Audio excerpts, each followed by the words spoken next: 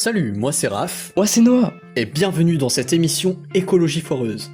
Aujourd'hui, dans notre société, il y a différents problèmes de type écologique. La surconsommation, la pollution que ça entraîne, le manque en eau potable. Bref, des problèmes qui nous mènent vers une fin horrible et inéluctable. Alors on a googlé plusieurs questions. Quel pourcentage de notre utilisation résidentielle de l'eau potable provient des toilettes? Quelle est la plus grande source de microplastiques dans l'océan? Quel est le plus grand absorbeur de CO2? Quelle étape réutilisable est le moins néfaste pour l'environnement? Mais c'est un peu trop précis et c'est pas ce à quoi on veut répondre. Mais j'ai pas trop d'idées. Moi j'en ai une. Quelle solution atteignable par nous, mortels et bonnes personnes de la société, pouvons-nous utiliser pour participer à l'action écologique et sauver notre planète? Ouah, c'est génial! T'as trouvé ça où? Je sais pas, ça m'est venu comme ça. Alors c'est parti pour notre tuto sur comment faire de l'écologie en 4 points. 1. Les douches. C'est un vrai problème. Aujourd'hui, beaucoup de gens prennent trop leur temps sous l'eau chaude pour se relaxer, profiter d'une source de chaleur en hiver, ou s'échapper de la pensée que l'univers finira un jour par mourir et que nos sociétés fonctionnent mal. Perso, je me douche pas. Tu me dégoûtes. Mais revenons à nos moutons. Le mieux est de prendre peu de temps sous la douche, de les prendre froides car elles engendrent également un coût carbone important en raison de l'énergie nécessaire pour chauffer l'eau pour notre toilette quotidienne. Et puis c'est sûr qu'on a moins envie de prendre une douche longue si l'on grelotte avant, pendant et après s'être lavé. Tu l'as dit, Louis. Mais c'est Noah, moi. Bon Dieu, on n'est pas sorti de l'auberge. Mais tout cet agencement permettrait d'utiliser, par exemple, 35 litres d'eau si on prenait une douche très courte de 2 minutes. Là où une douche standard de 5 minutes consomme 70 litres. 2. Les déchets alimentaires. Et ici on ne parle pas de déchets classiques comme mon banquier, les moustiques ou Sakura dans Naruto. On parle bien de déchets qu'on qualifierait de compostables, comme par exemple les légumes. Non Raph, pas les handicapés. Et la viande, car oui c'est possible, finissez par la rêve pour ma santé mentale. Cela permet d'être plus responsable et de créer du compost, ce qui me permet de faire pousser des trucs, genre des légumes, qui sont plus bio et meilleurs pour la santé. Où est-ce qu'on signe?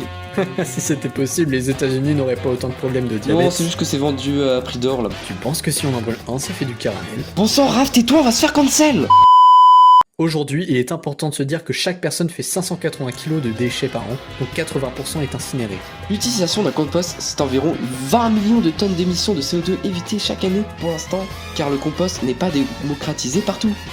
3. Les transports. Les transports en commun, la grande aventure. Prendre le bus, c'est bien, mais c'est comme un jeu de société, genre, qui va s'asseoir à côté de moi? Est-ce que je vais partager mon espace avec une personne qui possède un parfum corporel fort? En vrai, c'est une roulette russe, mais les balles sont les personnes assises à côté de toi. Plus ludique et moins dangereux pour nos petits pantins. Mec, t'es flippant là. T'inquiète, c'est juste une vanne. En tout cas, c'est ce que mon avocat m'a conseillé de dire. Bref, j'en étais où? De plus, les métros, bon, c'est comme un concert, mais sans la musique. Juste une bande de guignols serrés comme des sardines, mais au moins ça reste très positif sur l'environnement. On limite le CO2, on limite le bruit sonore, car oui, c'est un souterrain pour ceux qui ne savent pas et vivent dans des grottes. Et pour les amateurs de sensations pas fortes, sachez qu'en moyenne, un bus consomme 40% moins d'énergie passager qu'une voiture. Le métro peut être jusqu'à 14 fois plus efficace. Faut juste supporter le décès de nos pauvres petites narines chaque matin. 4. La consommation de produits. Pour cette partie, on se rapproche un peu de la partie déchets alimentaires, bouffer des trucs bons pour la santé, qui ont poussé grâce à de l'engrais, fait à partir de trucs qui ont été bouffés et qui ont été bons pour la santé et... Mec, tu vas bien? Je sens mon cerveau fonctionner, c'est pas normal.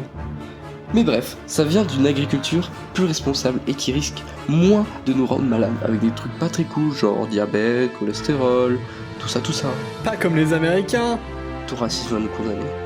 Il faut donc faire attention à ce que l'on achète. Du bio pour les légumes, du label rouge pour la viande, ainsi que les petits producteurs locaux. C'est moins polluant et ça les aide financièrement. D'ailleurs, 8 Français sur 10 achètent local. Attention aussi au gaspillage. Un tiers de la production alimentaire mondiale est gâchée. Donc, en évitant le gâchis et en achetant sain et local, on peut être plus écologique. Par contre, ça tape un peu plus dans le portefeuille. Et un conseil mes filous, planifiez vos repas, cela évite des achats impulsifs. Ainsi, vous économiserez en même temps. Bon là, c'est que dans le domaine de la nourriture, car les Legos, c'est fait à partir de pétrole. Et on ne mange pas de pétrole. Hein, Raph? Mais c'était qu'une fois, je te le jure! Et on aurait été bien content que ce soit ta dernière co...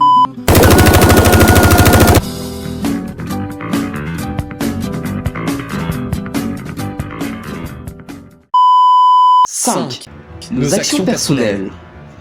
Bon, c'est bien cool de citer des trucs à faire pour l'écologie, mais toi, tu fais quoi pour ça? Ah, c'est une bonne question. Je fais du compost, je prends les transports et je consomme des produits plus responsables. Mais pour la douche, c'est plus compliqué. Bah moi c'est tout pareil, à part la douche. Donc, tu rigolais pas tout à l'heure. Bah tu pourrais dire merci pour une fois, sale ingrat. Moi au moins je sauve la planète. Tu sais quoi, j'abandonne. Transition. En conclusion, il y a plusieurs moyens afin d'être plus responsable envers la planète. Plus responsable que mon daron?